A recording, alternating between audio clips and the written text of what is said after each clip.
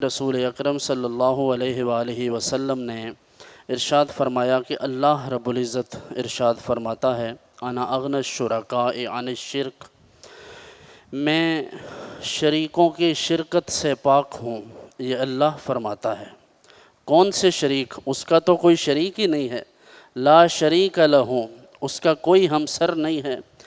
کوئی اس کے پائے کا نہیں ہے، کوئی اس کی برابری کا سوچ بھی نہیں سکتا۔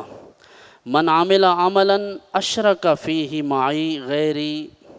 ایسا شخص جس نے عمل کیا، اللہ ارشاد فرماتا ہے کہ ایسا شخص جس نے کوئی نیک عمل کیا لیکن اس نیکی میں اس نے میری رضا کے علاوہ کسی اور کو بھی شامل کر لیا۔ مثال کے طور پر صدقہ و خیرات کرتے ہیں لیکن سوچتے یہ ہیں کہ لوگوں کو پتہ چل جائے، لوگوں کے ساتھ اچھا سلوک کرتے ہیں، لوگوں کو کسی کو مہینے میں ایک دفعہ کوئی راشن دے دیا، کسی کو پیسے دے دیے،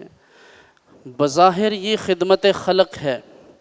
لیکن اگر دل میں یہ ہوا کہ لوگ واہ واہ کہیں یا کل کو الیکشن ہوگا تو اس میں ہمیں فائدہ ہوگا، لوگ ہمیں ووٹ دے دیں گے، تو پھر یہ چیز اللہ کی رضا کے لیے نہ ہوئی بلکہ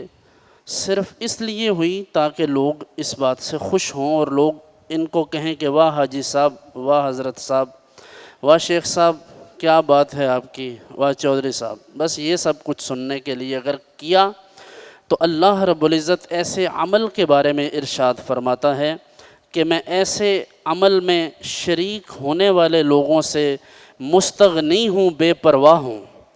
کہ اللہ رب العزت ایسے عمل کا کوئی ثواب عطا نہیں فرمائے گا۔ اللہ رب العزت کی رضا کے لیے عمل کرنا،